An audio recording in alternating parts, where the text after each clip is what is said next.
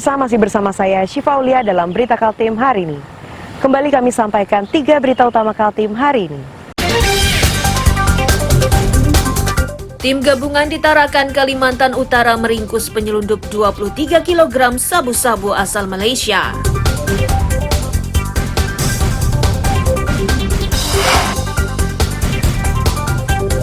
Hujan lebat disertai angin kencang akan terjadi di Samarinda sepekan ke depan dan warga diminta lebih waspada.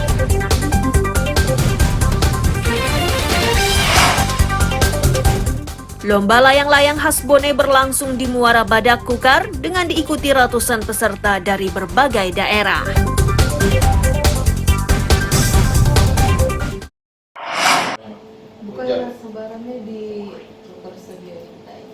Badan Meteorologi, Klimatologi, dan Geofisika atau BMKG Samarinda menghimbau warga lebih waspada terhadap perubahan cuaca dari musim panas ke musim hujan. Periode ini terjadi di bulan November hingga Januari 2024.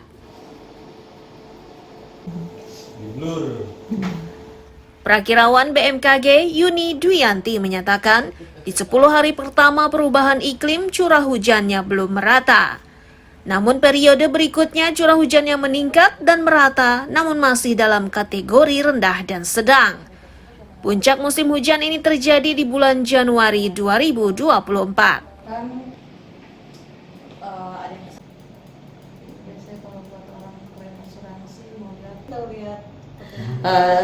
Karena kita juga sudah mulai memasuki musim hujan, karena periode musim hujan itu sendiri dimulai dari dasarian 1 November ini. Untuk puncaknya sendiri nanti diperkirakan akan terjadi pada bulan Januari, dan durasi panjangnya musim hujan untuk wilayah Samarinda sendiri kita juga sudah lakukan press release kemarin itu selama 8 bulan atau 24 dasarian seperti itu. Satu dasarian itu dihitung berapa, Mbak? Satu dasarian itu terhitung dari 1 hingga 10 hari. Oh, 1 hingga 10 hari. Iya, betul, seperti itu. Nah, kalau curah hujan sendiri apakah merata atau per titik atau seperti apa ya, hujan lokal atau bagaimana bahasanya? Untuk pada periode dasarian pertama ini 1 sampai 10 November ini emang masih belum merata karena kita baru mulai untuk proses memasuki musim hujan. Tapi untuk memasuki dasarian kedua dan ketiga itu akan mulai merata untuk seluruh wilayah Kota Samarinda itu sendiri akan diguyur hujannya. Kategori ringan hingga sedang. Kategorinya ringan hingga sedang ya. Iya, betul.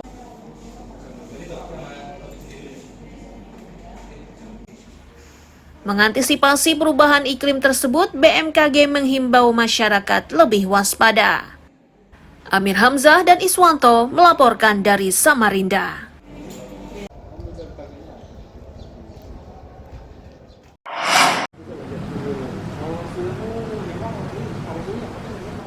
Ratus ton beras ini tersimpan di gudang Perumbulok Berau Jalan Marsma Iswahyudi Rinding, Kecamatan Teluk Bayur, Kabupaten Berau. Jumlah tersebut diakui mencukupi kebutuhan masyarakat hingga akhir tahun 2023.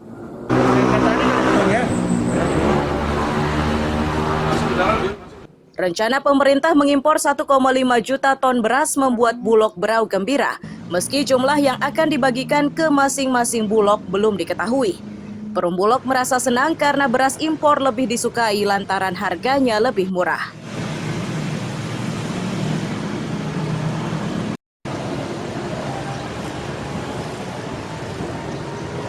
Di tahun yang 2024 atau akhir ini kita memang lagi impor lagi nih 1.500.000 ton ya kurang lebih. Bulog dapat nggak? Bulog Berau insya Allah dapat, tapi kita angka belum bisa mention karena kita masih dikalkulasi kebutuhannya, karena tiap daerah kan pasti kebutuhannya akan terbaca berdasarkan data ya. Kita tunggu aja nanti. Kalau untuk kebutuhan Kabupaten Berau sendiri, Bang, apakah sudah ada penyampaian kebutuhan kita ke pusat atau seperti apa? Tentunya dari tim di Kanwil di Provinsi Kalimantan Timur, Bulog Kanwil ya, itu sudah ada datanya ya. Kalau kita sih melihat memang sekarang beras impor sangat dicari ya kalau di Kabupaten Berau. Kenapa? Karena mutunya sangat baik, tahan lama, kemudian butiran utuhnya juga lebih banyak, dan harga sangat terjangkau.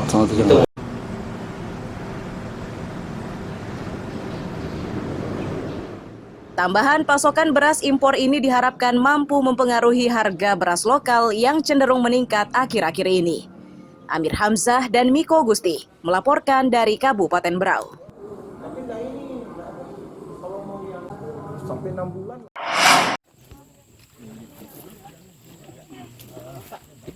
Prajurit Kodim 0902 Berau bersama warga Limunjan, Sambaliung, dan pegawai Pemkab Berau bergotong royong menanam bibit jagung di lahan seluas 2 hektar.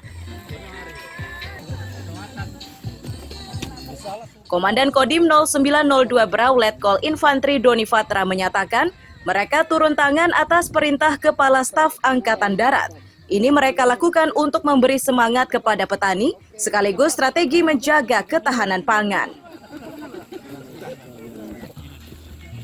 Luruskan Pak ini terakhir. Nah, ini biar lurus. Sana lanjutkan. Dengan instruksi Bapak Kasat dan juga pemerintah terkait masalah ketahanan pangan, Kodim 0902 Berau khususnya wilayah Kecamatan Sambaliung, saat ini kita berada di Desa Limunjan, melakukan penanaman benih jagung kurang lebih kita 2 hektar di sini.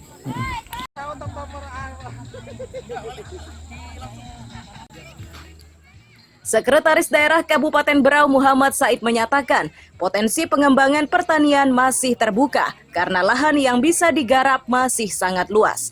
Potensi ini pun sangat menjanjikan dibanding sektor lainnya mengingat kebutuhan pangan yang terus meningkat.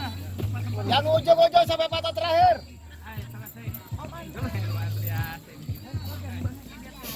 Persoalan pangan ini adalah persoalan bagi yang dihadapi oleh semua orang, dan tentu saja ke depan kita berkomitmen yang kuat. Kita lihat di Kabupaten Berau banyak lahan-lahan yang insya Allah masih bisa kita maksimalkan dari sektor pertanian dibanding misalnya yang sudah berjalan sektor perkebunan, kemudian sektor pertambangan. Dan kita juga berharap nanti ke depan perangkat-perangkat daerah terkait di lingkungan pemerintah Kabupaten Berau dapat mensupport lebih maksimal. Sementara petani mengakui persoalan terberat yang dihadapi adalah pasokan air. Diharapkan irigasi untuk pertanian bisa segera dibuat agar hasil panen meningkat.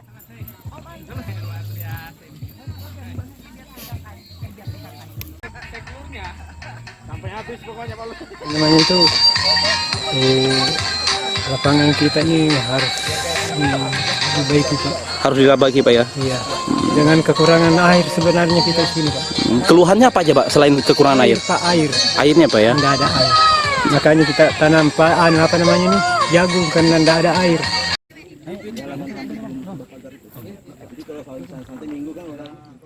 Selain jagung, di lokasi ini juga ditanami cabai yang nantinya akan dikelola oleh Kodim 0902 Berau bersama warga. Amir Hamzah dan Miko Gusti melaporkan dari Kabupaten Berau.